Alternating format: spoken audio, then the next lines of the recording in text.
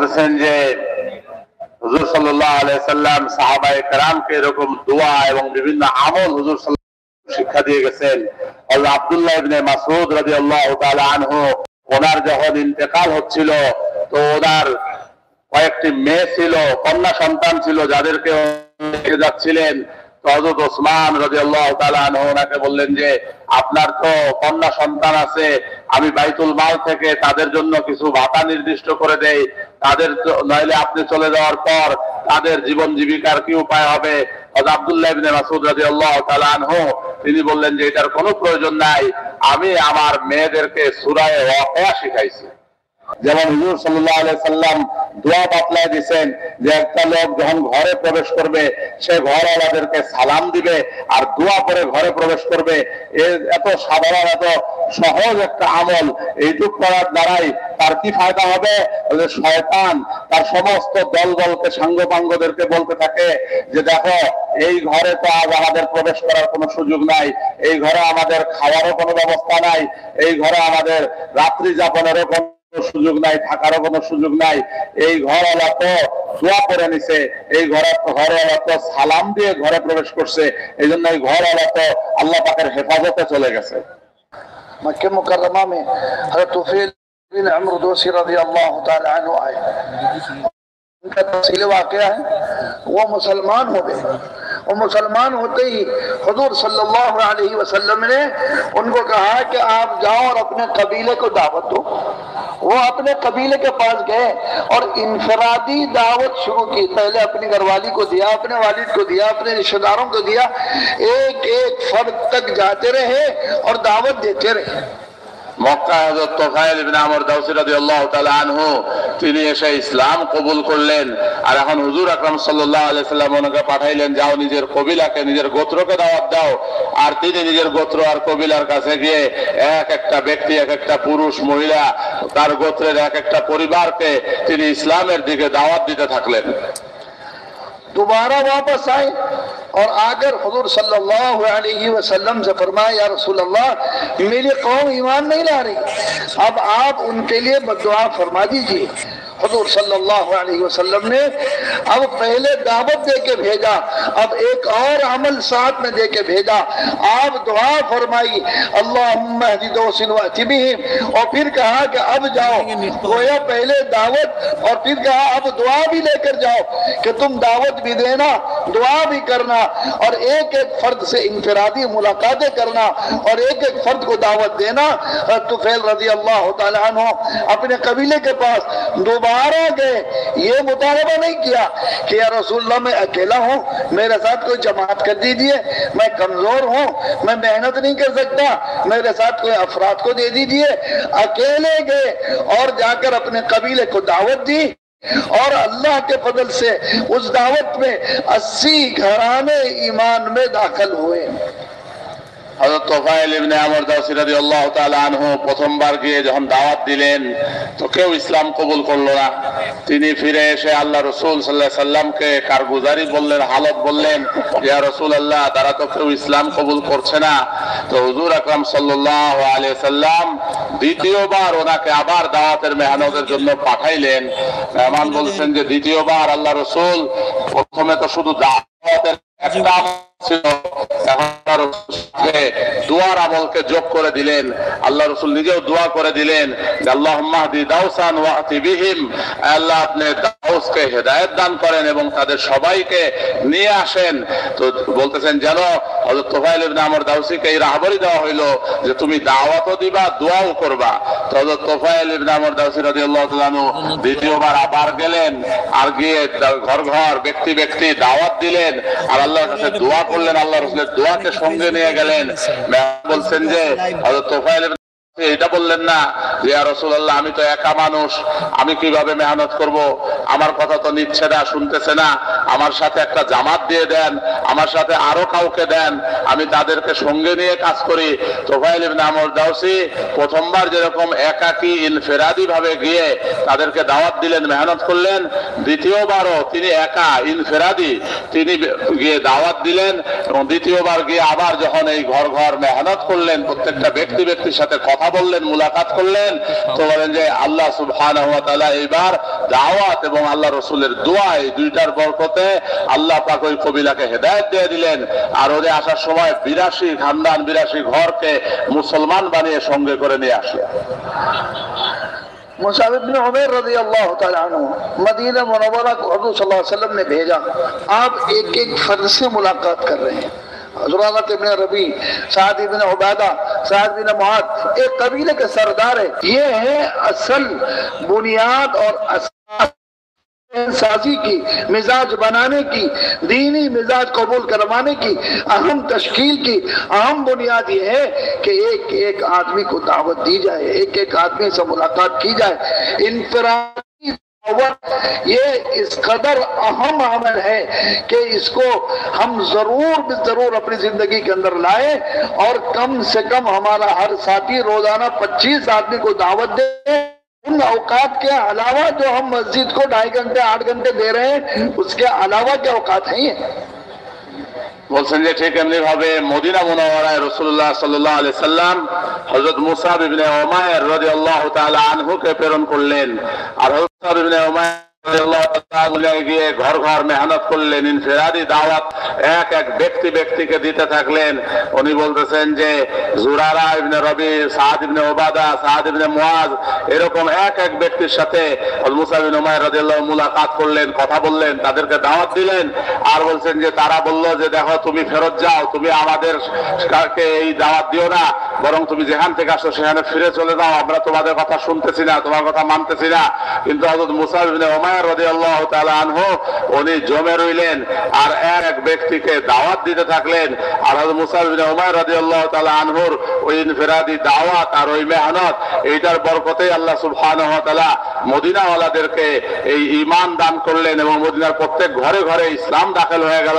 উনি বলছেন যে ইনফিরাদি দাওয়াত এইটা এমন একটা আমল যে আমলের দ্বারা এক এক ব্যক্তির জেহেন সাজি, তারকে কাজটা বুঝানো, একজন ব্যক্তির জেহেন তৈরি করা, একজন ব্যক্তির মনের পরিবর্তন, দিলের মধ্যে পরিবর্তন ঘটানো এবং এক এক ব্যক্তিকে তৈয়ার করা, জেহেন তৈরি করা, তার দিলকে তৈয়ার করা, এইটার একটা শক্তিশালী আমল হইল ইনফিরাদি দাওয়াত। এই জন্য উনি বলছেন যে আমাদের প্রত্যেকটা সাথী আমরা দৈনিক কমপক্ষে 25 বার ইনফিরাদি দাওয়াতের মধ্যে সময় দিব, ইনফিরাদি দাওয়াতের মধ্যে লাগবো। আমরা যে সময়টা মসজিদ আমাদের মেহনত করি, মসজিদে গাছদের তালিমের বিভিন্ন টাকা যায় যে সময় দেই, এইটার অতিরিক্ত আলাদা আমরা ইনফিরাদি দাওয়াতের জন্য বের করব, যেটার মধ্যে আমরা কম পক্ষে রোজানা 25 বার ইনফিরাদি ভাবে দাওয়াত দিব, এক এক সাথীকে তৈয়ার করব, তার জেহেন বানাবো, তার দিল তৈয়ার করব। ইনফিরাদি দাওয়াত হইল সাথী তৈরি করার এবং সাথীকে মেহনত বুঝানোর একটা সবচেয়ে উত্তম একটা মাধ্যম এবং উপায় হইল ইনফিরাদি দাওয়াত। इनफरादी दावत में अपने आप को लगाना, बीवी को दावत दो, बच्चे को दावत दो, भाइयों को दावत दो, रिश्तेदारों को दावत दो, महल्ले वालों को दावत दो, बाजार में दुकान पर दावत दो, मिलने वाले को दावत दो। इस तरीके से एक एक फर्द को दावत दो और रात में उनका नाम ले लेकर अल्लाह के सामने रो। বলছেন যে ইনফিরাদি দাওয়াতের মধ্যে আমি আমার বিবিকেও ইনফিরাদি দাওয়াত দিব, আমি আমার সন্তান সন্ততি, নিজের পরিবারের ছেলে মেয়েদেরকে ইনফিরাদি দাওয়াত দিব, স্বজনকে ইনফিরাদি দাওয়াত, মহল্লাবাসীকে ইনফিরাদি দাওয়াত দিব, এক এক ব্যক্তিকে মহল্লায়, মসজিদে, বাজারে আমি ইনফিরাদি দাওয়াত দিব। আর সারাদিন যাদেরকে আমি ইনফিরাদি ভাবে দাওয়াত দিয়েছি, রাত্রে উঠে তাদের নাম নিয়ে নিয়ে আল্লাহ পাকের কাছে রোনাজারি করব, দোয়া কান্নাকাটি করব, আল্লাহ পাকের কাছে তাদের জন্য হেদায়েত চাবো। এইভাবে আমি ইনফিরাদি দাওয়াত দিব, আবার রোনাজারি করে তাদের জন্য দোয়াও করব। ये मिजाज नबूवत है कि आदमी इनफरादी भी दावत दे रहा हो, इज्तिमाई भी दावत दे रहा हो, किसी में किसी वजह से कमी ना आने पाए। इनफरादी दावत की वजह से इज्तिमाई अमाल में कमी आए, ना इज्तिमाई अमाल की वजह से इनफरादी दावत में कमी आए। নবীওয়ালাদের এটা মেজাজ যে যে নবীওয়ালা কাজ করবে সে তো ইনফেরাদি দাওয়াত দিবে, ইজতেমাই যত আমল আছে ইজতেমাই দাওয়াত এর সাথে সাথে সে ইনফেরাদি দাওয়াতের মধ্যে লাগবে। ইনফেরাদি দাওয়াতের কারণে কোনো ইজতেমাই আমলের মধ্যে কোনো ত্রুটি হবে না, কোনো কমি খামি হবে না। আবার ইজতেমাই আমলের মধ্যে মাশগুল হওয়ার কারণে ইনফেরাদি তো ছুটে যাবে না, এটার মধ্যেও কোনো কমি খামি হবে না।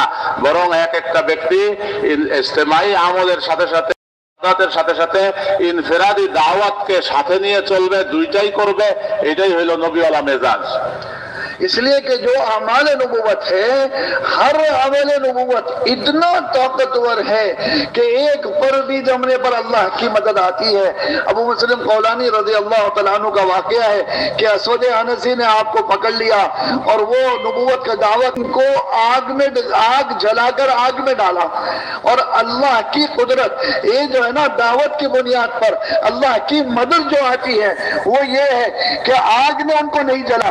जैसे इब्राहिम अलैहिस्सलाम के लिए अल्लाह ने आग को गुले गुलजार बनाया, वैसे अबू मुस्लिम कौलानी रज़ी अल्लाह तआला अन्हु के लिए भी अल्लाह ने आग को गुले गुलजार बनाया, आग ने इनको नहीं जलाया। বলছেন যে যতগুলা আমালে দাওয়াত আছে এগুলো বড় শক্তিশালী আমল।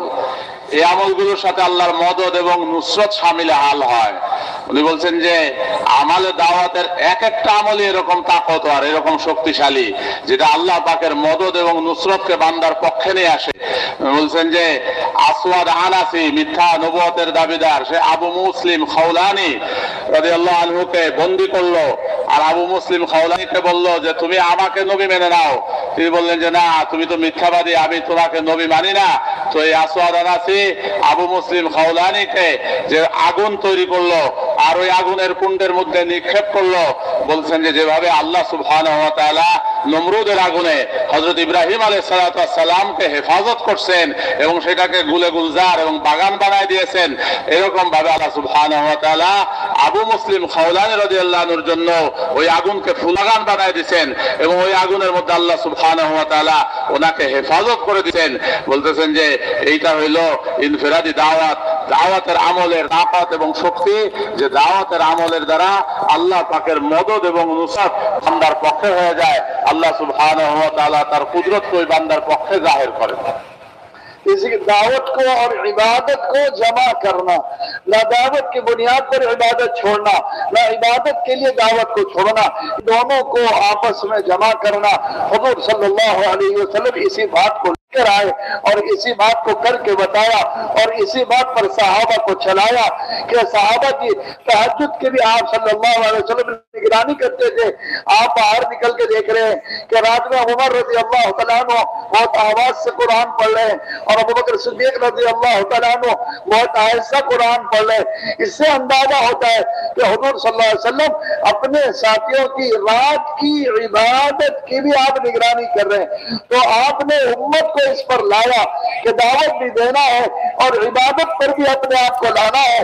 जितनी दावत में जान होगी उतनी इबादत के अंदर भी जान पड़ेगी और इतनी इबादत के अंदर रूहानियत और तकवा और खशियत और अल्लाह का ताल्लुक आएगा। এই জন্য আমাদেরকে দাওয়াত এবং ইবাদত দুইটাকে সাথে নিয়ে চলতে হবে, দুইটার মধ্যেই লাগতে হবে। একদিকে আমি দাওয়াতের মেহনত করব, এটার মধ্যে নিজেকে খাটাবো, ক্লান্ত করব, পরিশ্রান্ত করব। অপরদিকে আমি আবার ইবাদতের মধ্যে নিজেকে ক্লান্ত করব, নিজেকে পরিশ্রান্ত করব। দাওয়াত এবং ইবাদত দুইটার মধ্যেই আমাকে লাগতে হবে। এই জন্য যে হযরত মুহাম্মদ তার সুন্নত তরিকায় এটা দাওয়াত এবং ইবাদত দুইটার মধ্যে লাগবে। হুজুর সাল্লাল্লাহু আলাইহি সাল্লাম এটার উপরে সাহাবায়ে কেরামের তালিম এবং তরবিয়ত করেন। বলছেন যে হযরত আবু বকর সিদ্দিক ওমর রাদিয়াল্লাহু তাআলা আনহু ওনাদের রাতের ইবাদতেরও হুজুর আকরাম সাল্লাল্লাহু আলাইহি সাল্লাম খোঁজ খবর নিছেন যে আল্লাহ রাসূল সাল্লাল্লাহু আলাইহি সাল্লাম তিনি রাতের বেলায় তিনি খোঁজ নিতেছেন, ওমর বাড়ির সামনে দিয়ে আল্লাহ রাসূল সাল্লাল্লাহু আলাইহি সাল্লাম যাচ্ছেন আর হযরত ওমর রাদিয়াল্লাহু তাআলা আনহু উঁচু আওয়াজে তাহাজ্জুদে তেলাওয়াত করতেছেন আর হযরত আবু বকর রাদিয়াল্লাহু তাআলা আনহু নিচু আওয়াজে ছোট আওয়াজে তাহাজ্জুদে কোরআন তেলাওয়াত করতেছেন। এইটা হুজুর সাল্লাল্লাহু আলাইহি সাল্লাম দেখভাল করছেন আর এটার ব্যাপারে হুজুর সাল্লাল্লাহু আলাইহি সাল্লাম ওনাদেরকে জিজ্ঞাসা করছেন, কথা বলছেন। তো বলছেন যে সাহাবায়ে কেরাম রিদওয়ানুল্লাহি আলাইহিম আজমাইন ওনারা যেরকম দাওয়াতের মধ্যে লাগছেন ওইরকম সাহাবায়ে কেরাম ইবাদত লাগছেন। বলছেন যে এই জন্য আমরা যত বেশি দাওয়াতের কাজের মধ্যে নিজেকে থাকাবো, ক্লান্ত করবো, এবাদত তত জানদার হবে, রুহানি হবে। এবাদতের মধ্যে আল্লাহ পাকের খশিয়ত, আল্লাহ পাকের ভয়, আর আমার মধ্যে ওই এবাদতের মধ্যে এরকম ধ্যান, এরকম খুশু পয়দা হবে, যেরকম আমার এবাদতের দ্বারা দাওয়াত জানদার হবে, শক্তিশালী হবে। আবার দাওয়াতের মধ্যে নিজেকে ক্লান্ত করা, খাপানোর দ্বারা আমার এবাদতের মধ্যে আবার ওই খশিয়ত পয়দা হবে, এবাদতের মধ্যে ওই খুশু ওই ধ্যান হবে। इसके साथ साथ 24 घंटे की जिंदगी में हुजूर सल्लल्लाहु अलैहि वसल्लम के दिए हुए अमाल की मुकम्मल इत्तिबा करना। आपकी दी हुई दुआएं हैं, मसनून दुआएं हैं। आपने हमारी हिफाजत के लिए, आपने हमारे लिए दिन की हिफाजत के लिए, रात की हिफाजत के लिए, माल की हिफाजत के लिए, जान की हिफाजत के लिए, अल्लाह के सरदार के लिए, अल्लाह के ताल्लुक के लिए एक एक अमल की, और एक एक अमल से पहले की आपने दुआ बताई, और एक एक अमल के बाद की आपने दुआ बताई। आपने बताया, देखो कैसे कितनी आसान बात हुजूर सल्लल्लाहु अलैहि वसल्लम ने फरमाई।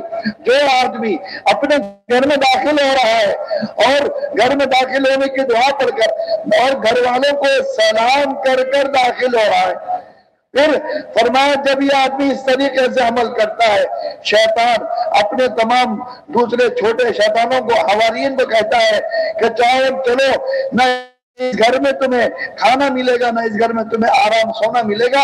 क्यों? इसलिए कि इस घर का आदमी घर के अंदर दुआ पढ़कर सलाम करके दाखिल हुआ है। এই জন্য হুজুর আকরাম সাল্লাল্লাহু আলাইহি সাল্লাম আমাদেরকে যে জীবন শিখাইছেন, এই জিন্দেগির মধ্যে হুজুর সাল্লাল্লাহু আলাইহি সাল্লাম আমাদেরকে কিছু আমল বাতলে দিচ্ছেন, দোয়া বলে দিচ্ছেন, এগুলোকে মাসনুন দোয়া বলে। যে হুজুর সাল্লাল্লাহু আলাইহি সাল্লাম আমাদেরকে প্রত্যেকটা কাজে কর্মের শুরুতে শেষে আমাদেরকে কিছু দোয়া বলে দিচ্ছেন যে এই দোয়াগুলো করতে হবে কোনো আমলের আগে, কোনো আমলের পরে।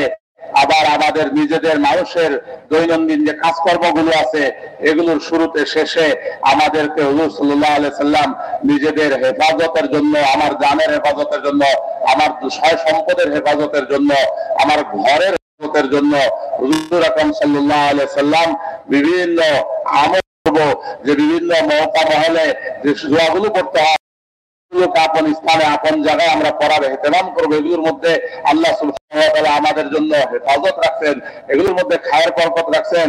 যেমন হুজুর সাল্লাল্লাহু আলাইহি সাল্লাম দোয়া বাতলায় দিয়েছেন যে একটা লোক যখন ঘরে প্রবেশ করবে সে ঘরওয়ালাদেরকে সালাম দিবে আর দোয়া করে ঘরে প্রবেশ করবে। এত সাধারণ, এত সহজ একটা আমল, এইটুক করার দ্বারাই তার কি ফায়দা হবে? শয়তান তার সমস্ত দলকে, সাঙ্গপাঙ্গদেরকে বলতে থাকে যে দেখো এই ঘরে তো আজ আমাদের প্রবেশ করার কোনো সুযোগ নাই, এই ঘরে আমাদের খাওয়ারও কোনো ব্যবস্থা নাই, এই ঘরে আমাদের রাত্রি যাপনেরও কোনো সুযোগ নাই, থাকারও কোনো সুযোগ নাই। এই ঘরওয়ালা তো দোয়া করে নিছে, এই ঘরওয়ালা তো সালাম দিয়ে ঘরে প্রবেশ করছে, এই জন্য এই ঘরওয়ালা তো আল্লাহ পাকের হেফাজতে চলে গেছে। इसका एहतमाम हो। और बल्कि साहबा ने इस पर छलाया। अब्दुल्लाह बिन मसूद के बारे में आता है कि जब उस्मान रज़ी अल्लाह तआला अन्हु, अब्दुल्लाह बिन मसूद का इंतकाल हो रहा था, उनकी बच्चियां थी, आकर कहा कि क्या मैं आपकी बच्चियों के लिए बैतुल माल से वजीफा जारी कर दूं? कहा नहीं, जरूरत नहीं है। कहा क्यों? कि मैंने इनको सूरह वाक़िया सिखा दी है। हुजूर सल्लल्लाहु अलैहि वसल्लम ने फरमाया जो मगरिब के बाद सूरह वाक़िया पढ़ ले उस पर जो है ना पकड़ नहीं आता। ये सहाबा का मामूल था कि आपके एक एक अमल को लेते, अमल बताया, तिजारत ठीक न चल रही है उसका अमल बताया, अरे सुबह में दुआ पढ़ लो शाम तक की हिफाजत का अमल बताया, शाम में दुआ पढ़ लो सुबह तक की हिफाजत का अमल बताया, खुशी के अमल बताए, खुशी की दुआएं बताई, बीमार पड़ गए हो इयादत की दुआएं बताई, बीमार से दुआ कराना बताया। यहाँ तक के एक आदमी तन्हाई में अपने बीवी से खलवत में मिल रहा है और बल्कि उसका वहां पर जज्बात गालिब है, उस जगह पर भी अल्लाह के नबी ने दुआ बताई कि तुम्हें अपनी बीवी से मिलते हो ये दुआ करना और इंसान हो तो ये दुआ करना।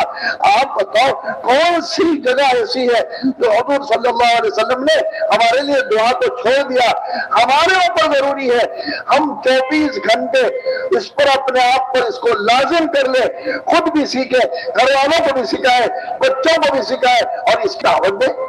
বলতেছেন যে হুজুর সাল্লাল্লাহু আলাইহি সাল্লাম সাহাবায়ে কেরামকে এরকম দোয়া এবং বিভিন্ন আমল হুজুর শিক্ষা দিয়ে গেছেন। হযরত আব্দুল্লাহ ইবনে মাসউদ রাদিয়াল্লাহু তাআলা আনহু ওনার যখন ইন্তেকাল হচ্ছিল, তো ওনার কয়েকটি মেয়ে ছিল, কন্যা সন্তান ছিল, যাদেরকে রেখে যাচ্ছিলেন। তো হযরত ওসমান রাদিয়াল্লাহু তাআলা আনহু ওনাকে বললেন যে আপনার তো কন্যা সন্তান আছে, আমি বাইতুল মাল থেকে তাদের জন্য কিছু ভাতা নির্দিষ্ট করে দেই, তাদের নইলে আপনি চলে যাওয়ার পর তাদের জীবন জীবিকার কি উপায় হবে। হযরত আব্দুল্লাহ ইবনে মাসউদ রাদিয়াল্লাহু তাআলা আনহু তিনি বললেন যে এটার কোনো প্রয়োজন নাই, আমি আমার মেয়েদেরকে সূরা ওয়াকিয়া শিখাইছি। আর আমি এটা আল্লাহ রাসূল সাল্লাল্লাহু আলাইহি সাল্লাম থেকে শুনছি যে সূরা ওয়াকিয়া যে ঘরে রাত্রে পড়া হয়, ওই ঘরে কোনোদিন অভাব-অনটন আসে না। এজন্য আমার মেয়েদেরকে আমি সূরা ওয়াকিয়া শিখাইছি, তারা তো সূরা ওয়াকিয়া পড়ে। তো আমার হুজুর আকরাম সাল্লাল্লাহু আলাইহি সাল্লাম সব বিষয়ের দোয়া শিখাইছেন। সকালে পড়বে, সন্ধ্যা পড়বে, সন্ধ্যা পড়বে, পর্যন্ত কোন দোয়া পড়লে তার রিজিকের মধ্যে বরকত হবে, কোন দোয়া পড়লে তার বরকত হবে, কোন দোয়া পড়লে তার ঋণ কর্জ পরিশোধ, কোন দোয়া পড়লে সে পেরেশানি থেকে মুক্ত হবে, খুশির সময় কি দোয়া করবে, সব অবস্থায় হুজুর আকরাম সাল্লাল্লাহু আলাইহি সাল্লামের তরফ থেকে দোয়া এবং মাসনুন দোয়া এবং আমলগুলো বাতলানো আছে। বলছেন যে এমনকি স্বামী স্ত্রী তারা একে অপরের সাথে তারা নিজেদের খায়েশ পুরা করবে, এই অবস্থার মধ্যে নিজের আনন্দের মধ্যে শুনে এমন বীর্যপাত হবে, তখন সে কি দোয়া করবে, এই দোয়াটাও বলা আছে। তো মেহমান বলছেন যে যদি এরকম কঠিন সময়ে আমল এবং দোয়া তালকিন করা থাকে, বলা থাকে, তাহলে জীবনে কি এমন কোন সময় খালি আছে, এমন কোন অবস্থা, এমন কোন স্থান কাল পাত্র আছে যেই জায়গাতে আল্লাহ রাসূল তরফ থেকে কোন দোয়া, কোন আমল মাসনুন দ্বারাই বলেন যে এরকম কোন সময় আমাদের জীবনের খালি নাই, বরং প্রত্যেকটা নৌকা মহলের প্রত্যেকটা অবস্থার মধ্যেই আল্লাহ রসুলের তরফ থেকে কোনো না কোনো মাসনুন একটা দোয়া শিখানো আছে। এই জন্য আমরা এই দোয়াগুলোকে শিখবো এবং এই দোয়াগুলো নিজের পরিবারকে শিখাবো এবং সাথীদেরকে মধ্যে এই দোয়াগুলো শিখানো করবো এবং এই দোয়াগুলোর উপরে আমল করবো। अपने घरों के अंदर कुरान की तिलावत, घरों के अंदर तालीम के हल्के, ये अल्लाह की रहमतों को लाते हैं और मुसीबतों और परेशानियों को दूर करते हैं। और इस तरीके से अपनी जिंदगी के अंदर अमाल का एहतमाम मुकम्मल तरीके से, इज्तिमाई अमाल का भी, इंफरादी अमाल का भी, किसी एक तरफ झुक जाना नुकसान की अलामत है। दोनों को साथ लेकर चलना, ये इज्तिमाई अमाल में भी हम पूरे उतर रहे हो, इंफरादी अमाल में भी हम मुकम्मल जो हमको मामूला दिए गए हैं हम उसको पूरे कर रहे हो। जैसे आज हमारी सबसे बड़ी एक कमजोरी यही है, हम किसी एक अमल को किसी दूसरी वजह से छोड़ देते हैं। इसका एहतमाम हमारी तरक्की का ज़ामिन बनेगा, इसका एहतमाम हमारे अल्लाह से ताल्लुक को बढ़ाने का सबब और जरिया बनेगा, जिसकी वजह से हमारे बड़ों ने हमको ये सारी चीजें सहाबा से और सीरत से निकाल कर दी है।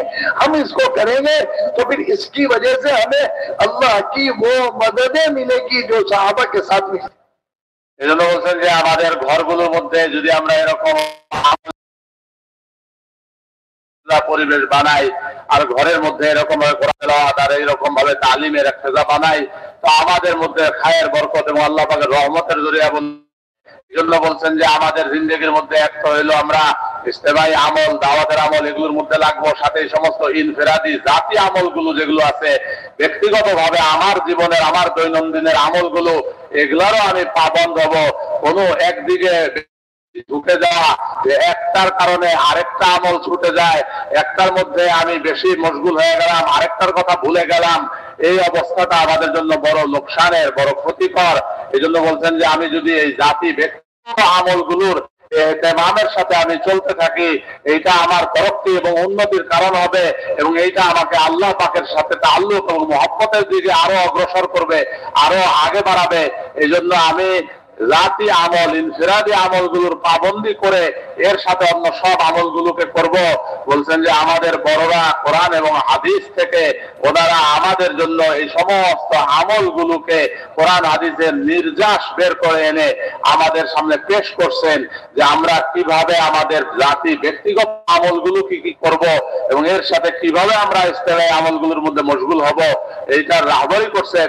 এই জন্য আমরা প্রত্যেকে ইসলামী এইসব আমলগুলোর সাথে ইনফিরাদি জাতি ব্যক্তিগত আমলগুলো খুব ইহতেমামের সাথে করতে থাকবো। देखो अमाल की पाबंदी हजरत अली रजी अल्लाह तआला अन्हु ने कैसे पाबंद है। और मैं तस्बीहात फातिमा हुजूर सल्लल्लाहु अलैहि वसल्लम ने जो बताया था 33 बार सुभान अल्लाह, 33 बार अल्हम्दुलिल्लाह, 34 बार अल्लाहु अकबर सोने से पहले पढ़ लो।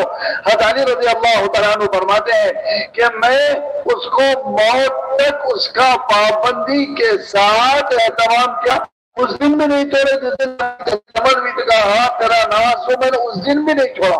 ये है एहतमाम। कोई भी अमल किसी और अमल से हमें रोक ना दे, बल्कि अमल एक दूसरे के अंदर ऐसे हमको लेकर चलना है, वो अमल भी हो जाए, ये अमल भी हो जाए, ठीक है। कैसे अगर हम चलेंगे अल्लाह रब्बुल इज्जत हमें उस दर्जे तक पहुंचाएगा जो दर्जा है और जो दर्जा अल्लाह को पसंद है और अल्लाह अपने बंदों को देना चाहते हैं। यही रास्ता है जो हुजूर सल्लल्लाहु अलैहि वसल्लम ने हमको और आपको दिया। এই জন্য বলছেন যে জাতি আমল ইনফিরাদি আমল ইহতেমামের সাথে হয়, এটা যেন কখনো ছুটে না যায়। তো বলছেন যে হযরতে আলী রাদিয়াল্লাহু তাআলা আনহুকে হুজুর আকরাম সাল্লাল্লাহু আলাইহি সাল্লাম যে তাসবিহের তালকিন করছিলেন, যেটাকে তাসবিহে ফাতেমা বলে, তো এই তাসবিহে ফাতেমি উনি বলেন যে যেদিন থেকে আল্লাহ রাসূল আমাদেরকে এই আমলটা শিখিয়েছে সেদিন থেকে সারা জীবন এই আমল ইহতেমামের সাথে করেছি, কখনো এই আমলটা ছুটে নাই। কেউ প্রশ্ন করলো যে আপনি তো ওই যুদ্ধের সময় জঙ্গে জামাল বা সিফিন যুদ্ধের সময় অনেক বেশি পেরেশান ছিলেন, তখন তো আপনি এই আমলটা ওই রাতে করছেন। হযরত আলী রাদিয়াল্লাহু তাআলা আনহু জবাব দিলেন যে হ্যাঁ, ওই রাত্রেও আমি এই আমলের ইহতেমাম করছি, ওই রাত্রেও আমার এই আমলটা ছুটে নাই। তো মোহতারাম মেহমান বলছেন যে এই জন্য আমাদের যত জাতি আমল আছে এই সমস্ত আমলগুলোকে আমরা খুব গুরুত্ব দিয়ে ইহতেমামের সাথে করব। কোন একটা আমলের কারণে আরেকটা আমল যেন ছুটে না যায়, বাদ পড়ে না যায়, কমি কোতাহি না হয়, বরং প্রত্যেকটা আমলই আমরা সময় দিব এবং সমানভাবে করব। বলতেছেন যে হুজুর আকরাম সাল্লাল্লাহু আলাইহি সাল্লাম যে সব মাসনুন দোয়াগুলো শিখাইছেন এই সব দোয়াগুলো আপন জায়গা মতো ইহতেমামের সাথে আমরা করব। যত আমাদের নফল ইবাদত নামাজ আছে, তিলাওয়াত আছে, জিকির ওজিফা আছে, এগুলোকেও আমরা ইহতেমামের সাথে করব। আর আমাদের যত আমল গাছ তালিমের যত ইসলামী আমলগুলো আছে এগুলোকেও আমরা খুব ইহতেমামের সাথে করব। কোন আমলের কারণে আরেকটা কোন আমল যেন আমাদের বাদ না পড়ে, ছুটে না যায়। উনি বলছেন যে হ্যাঁ, যদি কমি খামি হয়, যদি কিছু ছুটে যায়, তাহলে দুনিয়াবি কাজকর্মের মধ্যে কিছু কমি খামি হোক, দুনিয়াবি কামাই রুজি, দুনিয়াবি বিভিন্ন ব্যস্ততা, সেগুলোর মধ্যে আমরা সময় কিছু কম দেই, কিন্তু আমাদের সময়টা যেন বেশি বেশি এই আমলের মধ্যে লাগে, যেন আমার প্রত্যেকটা আমল প্রত্যেক দিনেরটা ঠিক মতো আদায় হয়, কোনো আমল যেন আমার না ছুটে যায়। উনি বলছেন যে এইভাবে যদি আমরা প্রত্যেকটা আমলকে নিয়ে চলতে পারি আর সময় মতো এই আমলগুলোর ইহতেমাম করতে পারি, তো এইটা আমাদের জন্য বহুত বড় তরক্কির জরিয়া হবে, আমাদের জন্য কামিয়াবির জরিয়া হবে, এটা আমাদের আল্লাহ পাকের রেজামন্দির জরিয়া হবে। এই জন্য আমরা ইজতেমাই আমল, ইনফিরাদি আমল, জাতি আমল, এই সবগুলো আমলের ইহতেমাম করব, সবগুলোকে নিয়ে চলবো। करेंगे इंशाअल्लाह, করবো ইনশাআল্লাহ। दावत पर, इबादत पर, अमल पर अपने आप को जमाएंगे इंशाअल्लाह। দাওয়াত ইবাদত এবং সব আমলের উপরে নিজেদেরকে জমাবো ইনশাআল্লাহ। अल्लाह कबूल फरमाए, अल्लाह बरकत दे। नमाज की तैयारी करें। আল্লাহ কবুল করেন, আল্লাহ তৌফিক দেন, আল্লাহ বরকত দেন, নামাজের তৈরি করেন।